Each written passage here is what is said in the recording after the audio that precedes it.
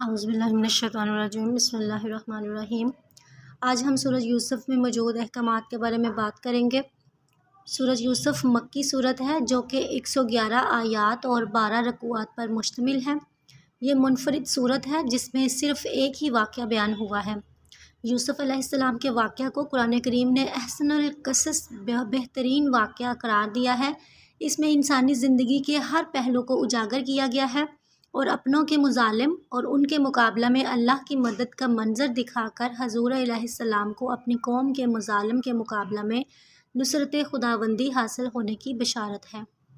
سورت کے شروع میں قرآن کریم کی حقانیت کا بیان ہے، پھر یوسف علیہ السلام کے خواب کا ذکر ہے کہ انہوں نے 11 ستارے اور چاند اور سورج کو اپنے سامنے سجدہ کرتے ہوئے دیکھا، جس کی تعبیر واضح تھی کہ ان کے 11 بھائی اور والدین ان کے سامنے جھکیں گے اور ان سب کے درمیان یوسف علیہ السلام کو امتیازی مقام حاصل ہوگا۔ اس خواب کے بعد بھائیوں نے حسد کرنا شروع کر دیا اور یوسف علیہ السلام کے قتل کا پروگرام بنا کر اپنے والد کو راضی کر کے جنگل میں لے گئے۔ انہیں کنویں میں پھینک کر کپڑوں کو کسی جانور کے خون سے آلودہ کر کے والد کو بتا دیا کہ ہم جنگل میں کھیلتے رہے اور بھائی کو بیڑیا کھا گیا۔ یعقوب علیہ السلام ان کی سازش کو سمجھ گئے اور یوسف علیہ السلام کے فراق میں پریشان رہنے لگے اور دن رات روتے رہے۔ ایک تجارتی قافلہ نے کنویں سے یوسف علیہ السلام کو نکال کر مصر کے بازار میں فروخت کر دیا۔ یوسف علیہ السلام کی خوبصورتی کے چرچے پھیل گئے۔ بادشاہ نے انہیں خرید کر اپنا منہ بولا بیٹا قرار دے دیا اور اس طرح یوسف کنویں سے نکل کر شاہی محل میں رہنے لگے۔ شاہ مصر کی بیوی حسن یوسف پر ریجھ گئی اور انہیں دعوت گناہ دینے لگی۔ یوسف نے اپنی عفت و عصمت کی حفاظت کی۔ شوہر کو معلوم ہونے پر اس عورت نے بدکاری کا الزام لگا دیا۔ اللہ نے اسی کے خاندان کے بچے سے حضرت یوسف کی بے گناہی کی شہادت دلوا کر انہیں باعزت بری کروا دیا۔ جب مصر کی عورتوں نے بادشاہ کی بیوی پر ملامت کی تو اس نے حسن یوسف کا مظاہرہ کرنے کے لیے عورتوں کی دعوت کر کے یوسف علیہ السلام کو سامنے بلوایا۔ تمام عورتیں حسن یوسف کو دیکھ کر مبہوت ہو کر رہ گئیں اور پھلوں کو کاٹتے ہوئے اپنے ہاتھ بھی کاٹ بیٹھیں اور ان کے حسن کی تعریف کر کے انہیں دعوت گناہ دینے لگیں۔ یوسف علیہ السلام نے گناہ پر قید کو ترجیح دی اور بادشاہ وقت نے اپنی عزت بچانے کی خاطر انہیں قید کر دیا۔ یوسف علیہ السلام جیل میں بھی تبلیغ و تعلیم کے فریضہ سے غافل نہ رہے۔ 2 قیدیوں نے خواب دیکھا۔ یوسف علیہ السلام نے تعبیر دی جو حرف بحرف صحیح نکلی۔ ایک قیدی قتل ہوا، دوسرا رہا ہو کر بادشاہ کا خادم بنا۔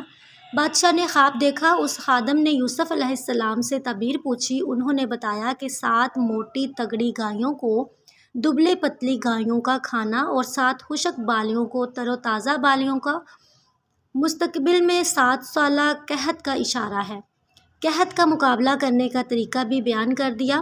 بادشاہ نے تعبیر سے متاثر ہو کر رہائی کا فیصلہ کیا، مگر یوسف علیہ السلام نبوت کے دامن کو داغدار ہونے سے بچانے کے لیے تحقیقات کا مطالبہ کیا، جس پر انہیں بے گناہ قرار دے کر رہائی ملی اور شاہ مصر نے اپنی کابینہ میں شامل کرنے کا اعلان کر دیا۔ حکومت وقت کی مدیت میں درج ہونے والا مقدمہ سے برات ایک بڑا اعزاز تھا، اس لیے حضرت یوسف علیہ السلام نے فرمایا کہ گناہ سے بچنے میں میرا کوئی ذاتی کمال نہیں بلکہ اللہ کا فضل و کرم شامل حال تھا۔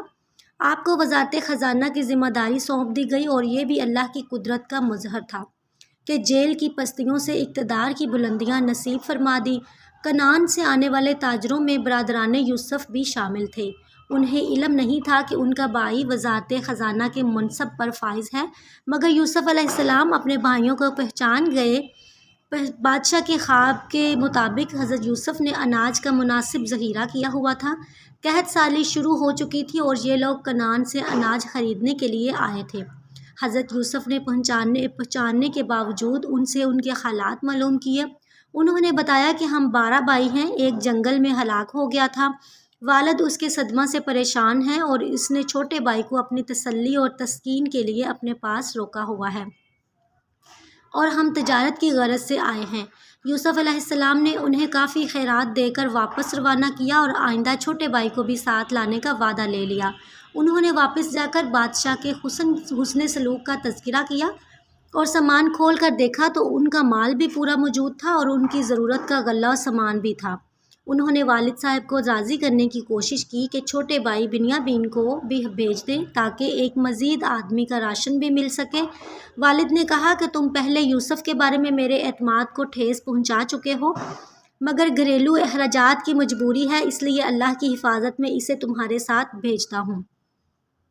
جب برادران یوسف چھوٹے بھائی کے ہمراہ دوبارہ پہنچے تو یوسف علیہ السلام نے موقع پا کر اپنے بھائی بنیامین کو ساری صورتحال سے آگاہ کر کے اسے اپنے پاس روکنے کا حیلہ کیا۔ حیلہ یہ کیا کہ مصر کے قانون میں چوری کی سزا یہ تھی کہ اسے غلام بنا کر اسے اپنے پاس رکھ لیا جاتا۔ شاہی کارندوں نے بنیامین کے سامان میں ایک پیمانہ چھپا کر تلاشی کے دوران برآمد کر لیا۔ برادران یوسف پریشان ہو گئے، ہم پہلے ہی والد کا اعتماد کھو چکے ہیں، اب کیا جواب دیں گے؟ مجبوراً واپس جا کر یعقوب علیہ السلام کو بنیامین کے سامان سے پیمانے کی برآمدگی اور مصری قانون کے مطابق اس کی گرفتاری کی خبر دے دی۔ حضرت یعقوب علیہ السلام کا غم بے انتہا بڑھ گیا اور یوسف کی یاد کے ساتھ بنیامین کا غم بھی شامل ہو گیا۔ برادران یوسف نے کہا کہ یوسف کب کا مر کھپ چکا اور اس کی یاد میں ہلکان ہو رہے ہیں۔ والد نے کہا، میرے بیٹوں، مجھے یقین ہے کہ یوسف اور اس کا بھائی مجھے مل کر رہیں گے۔ میں اللہ سے مایوس نہیں، اللہ سے مایوس تو کافر ہوا کرتے ہیں۔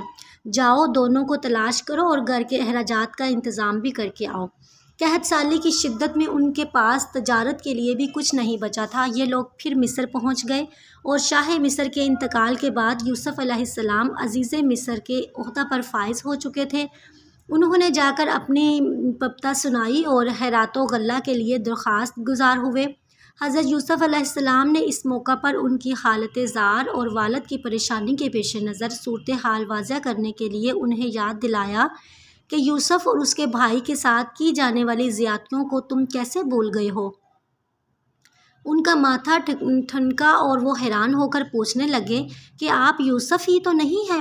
یوسف علیہ السلام نے بتایا کہ میں ہی یوسف ہوں اور یہ میرا بھائی بنیامین ہے۔ اللہ نے اپنے فضل و کرم سے ہمیں دوبارہ اکٹھا کر دیا۔ یوسف علیہ السلام جو کہ مصر کی اقتدار اعلیٰ پر متمکن ہونے کے ساتھ ساتھ نبوت کے منصب اعلیٰ پر بھی فائز تھے، ایمان اور تحمل کی بلندیوں پر پہنچے ہوئے تھے۔ انہوں نے بھائیوں کی پریشانی اور جرم کے تشت عزم بام ہونے پر گھبراہٹ کو بھانپ لیا اور فرمایا کہ آپ لوگوں سے کسی قسم کا انتقام نہیں لیا جائے گا، میں تمام زیادتیوں اور مظالم کو معاف کرتا ہوں۔ بیٹے کے غم میں رو رو کر حضرت یعقوب اپنی بینائی سے محروم ہو چکے تھے۔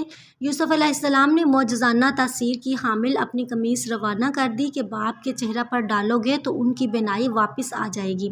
جیسے ہی قاصد قمیض لے کر مصر سے روانہ ہوا، کنعان میں حضرت یعقوب علیہ السلام نے حاضرین مجلس سے کہا کہ مجھے یوسف کی مہک آ رہی ہے۔ وہ لوگ کہنے لگے کہ آپ نے پھر یوسف کی رٹ لگا لی ہے، مگر اتنی دیر میں قاصد پہنچ چکا تھا اور قمیض کا کرشمہ ظاہر ہو کر ان کی بینائی مکمل ہو چکی تھی۔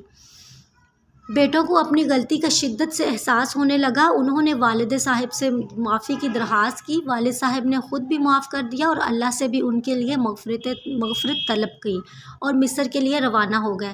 شہر سے باہر سرکاری پروٹوکول کے ساتھ ان کا استقبال کیا گیا اور دربار شاہی میں پہنچتے ہی والدین اور 11 بھائی یوسف کے سامنے سجدہ ریز ہو گئے۔ یوسف علیہ السلام نے اپنے خواب کی عملی تعبیر پا لی اور تشکر آمیز جذبات سے اللہ کے حضور دست بدعا ہو گئے کہ اللہ تو نے مجھے نبوت و حکمرانی سے سرفراز فرمایا اور میرے جان کے دشمن بھائیوں کے دل صاف کر کے مجھے میرے ساتھ ملایا۔ تو ہی میرا سرپرست اور ولی ہے، مجھے اسلام پر ثابت قدم رکھ اور اپنے نیکوکار بندوں میں شامل رکھ۔